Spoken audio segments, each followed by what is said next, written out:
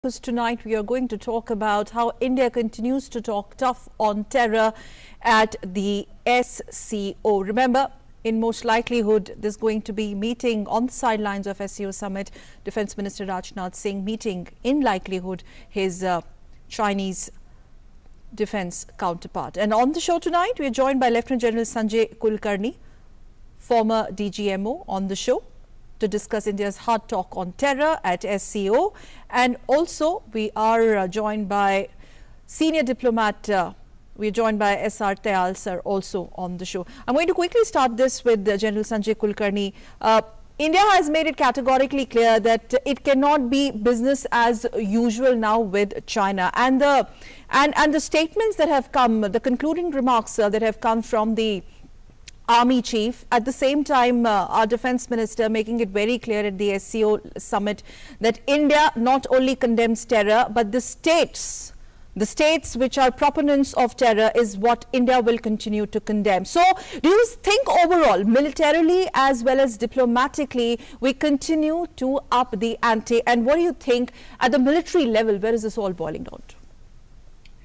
You know, over a period of time, we've realized that what China talks on, it does not actually implement at all on ground. So that's something. And as a result of which, there's a tremendous amount of trust deficit now that has developed between the two countries.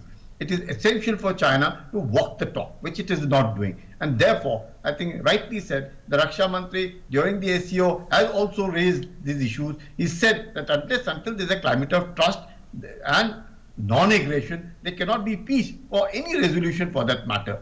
And imagine an SCO is nothing but an 8-nation regional grouping primarily for security and defense. If that be so, why is it that we are not able to do it? And in kind of an environment that we are in, even the chief has now just gone there to Ladakh to review the situation. He has I heard that has complimented the troops for the way they are standing up to it, and he is indeed extremely happy, and we all are very happy to hear it, that the morale is extremely high and that they would do us all proud. That there is no denying the fact that they would do.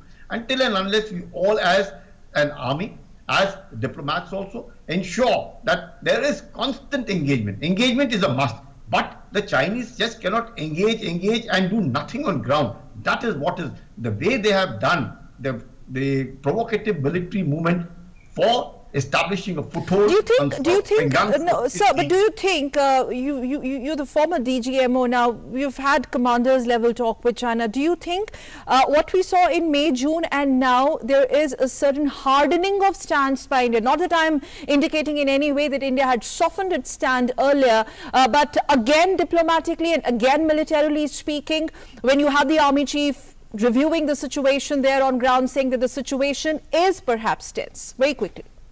See, I would put it this way, that China believes in strength. You have to deal with them in strength. And the fact that after Galwan and now what's happened in South Pingangso and occupation of all these heights is indicative that they have realized that India means business. And if they were to do any provocative military movement, then we are entitled to take a preemptive step to ensure that they do not succeed. The expansionism cannot carry on like this. And what the Chinese are talking about is status quo. We are not interested in status quo. We are interested in status quo ante, April 2020. If that is what is acceptable, there would be peace and tranquility. Of course, we are open to talks. We can negotiate, but we can only negotiate from a position of strength. Now I feel we are in a position of strength. All right.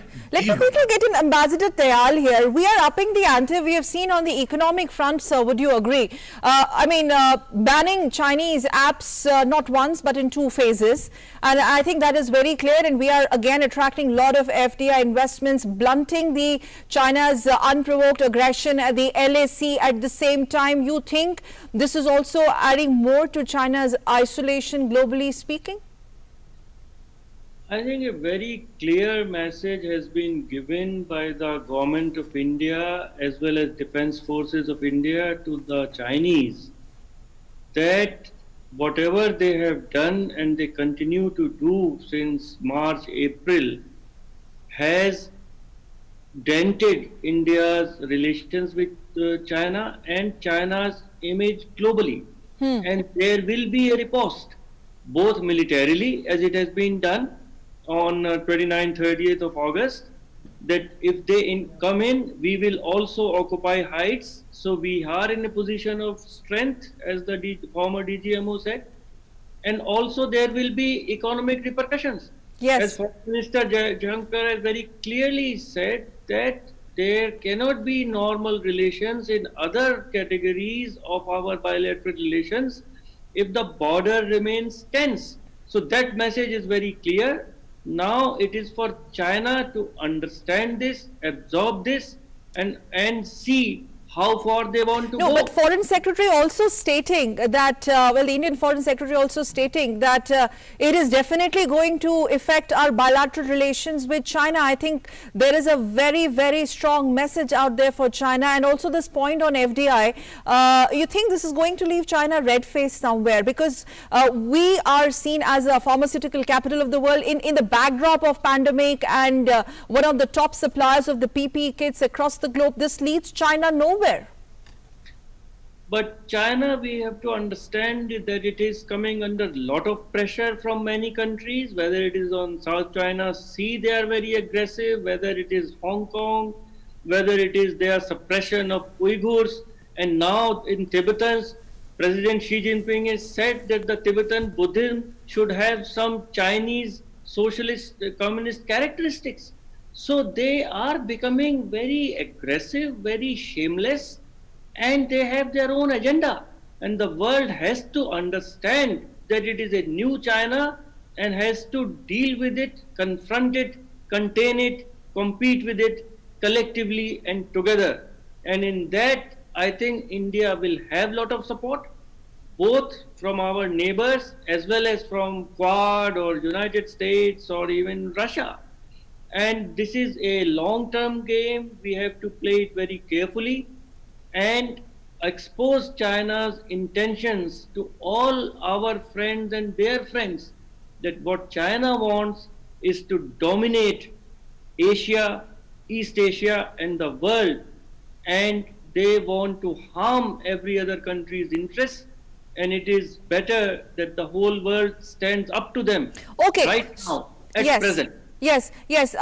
I want to, Ambassador Tyal, very quickly before I go to Lieutenant General Sanjay Kulkarni. Ambassador Tyal, I'm sure you heard about the interventions made by Raksha Mantri today at the SCO summit. There were lots of issues that the SCO grouping talked about today, but that point on where Raksha Mantri, the timing of it, it's coming at a time when you're looking at what's happening in Ladakh, and there is a lot of buzz about Rajnath Singh's likelihood meeting with the Chinese defense minister. They're on the sidelines of the SCO summit. Reportedly, China has requested for that meeting. What do you think of this, in the sense the messaging that India is trying to send across at the SCO grouping level? India condemns terror in all its manifestations and condemns terror who are the proponents of terror. We reference to China and Pakistan. Very clearly, the messaging is that the terrorism is a bane for the entire world, and China is supporting or protecting those who are the terror sponsors of terror. So this has to be exposed to all the members of SCO, and I'm sure it is being done very effectively. And the second thing is that we are always open for talks, and as Raksha Mantri will have talks with his Chinese counterpart, but I do not really expect much to come of it, because the direction to the Chinese is coming from Xi Jinping, from the top of the Chinese Communist Party, and perhaps the Chinese defense minister is not so critical. He is just obeying some orders, but we must keep all the lines of communication open. Ultimately, as Foreign Minister Jaishankar said day before yesterday, the resolution of this problem can be found only diplomatically, because we have to understand why China is becoming aggressive. Yes. Let me take this to Lieutenant General Kulkarni. Why is China repeatedly getting aggressive in the span of last 4 months? See, primarily because China feels that this is the only time when the world is actually suffering under the pandemic of the coronavirus. They feel that economically the nations are shattered. None of these countries will help each other. All of them will find them difficult. And this is the right time now to actually do what the Chinese want. The Chinese believe in expansionism. There is no doubt.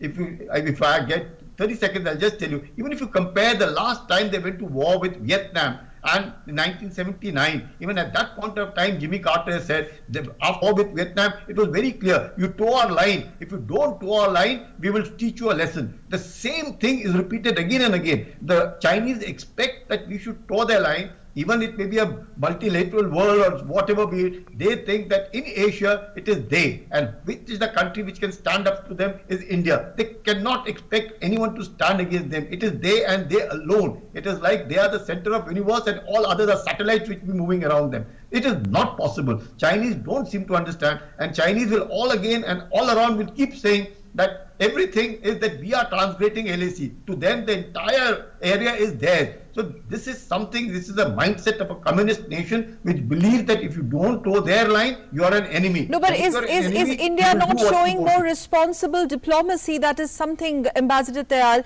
that is something added to India's growing international support amidst this whole Ladakh skirmish. Most certainly, India is open to talks, and our stand is very open and very clear. Let us go to status quo ante as it existed in March and April. So if we have gone somewhere, we will come back. If you have come in, you go back. Who can really question that? I think India's stature has gone up, but we have to be very careful. We have to have very deft diplomacy with all the countries, and also keep our lines of communication open with China at every level, whether it is NSA, External Affairs Minister, Defense Minister, at the brigadier level.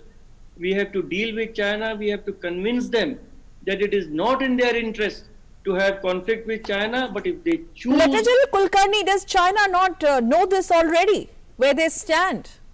See what happens with China, in their perception, they seem to have gone extremely strong. Much that they should know, they have opened too many fronts. They've opened a front on South China Sea, East China Sea. Now they're opening a front on Ladakh, which they've opened it for long. China seems to feel that... No, but what we want to understand, sir, why is there a certain sense of restlessness, this unprovoked aggression coming from China again and again?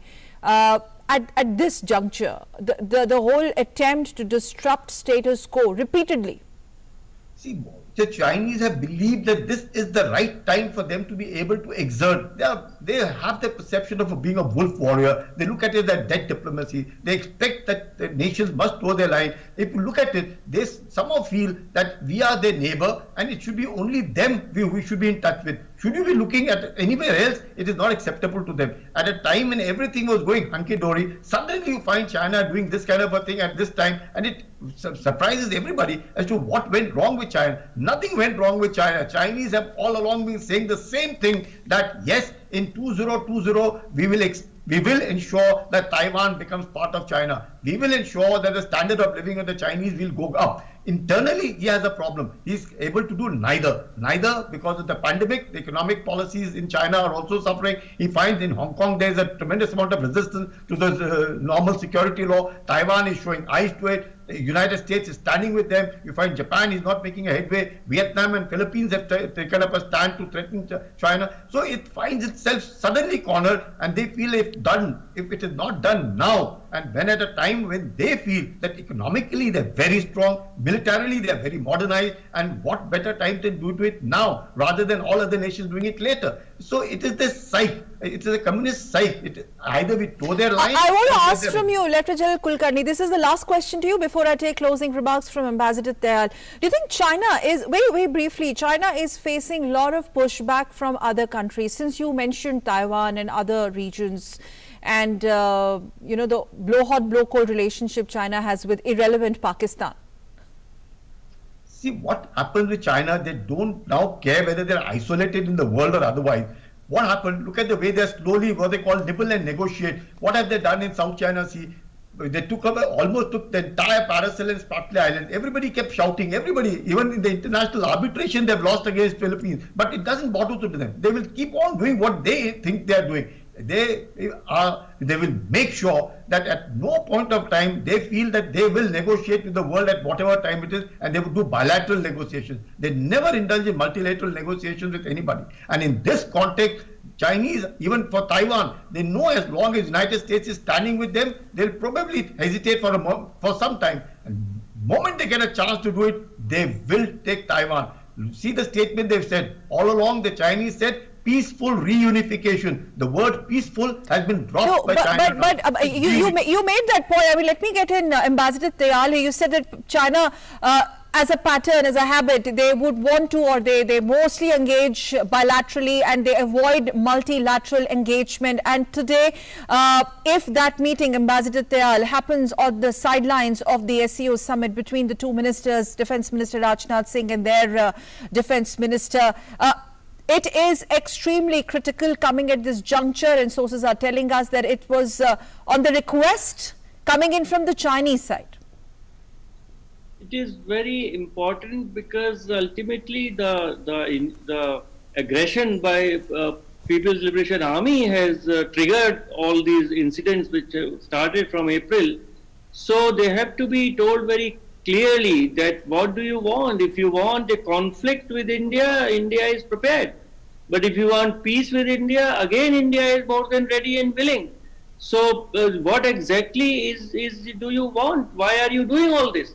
And we have to find a new equation with China, and it is not in China's interest to have a full-fledged war with India, but if they want it, our forces... Sooner the better China realizes this, that this is going to be in their interests to actually not indulge in the misadventurism, quote unquote. Thank you very much. Yes. Thank you very much, Ambassador Tayal, for joining us on Newsnight, sir. And also I thank Lieutenant General Sanjay Kulkarni, former DGMO, and for joining us on Newsnight. Thank you, sir.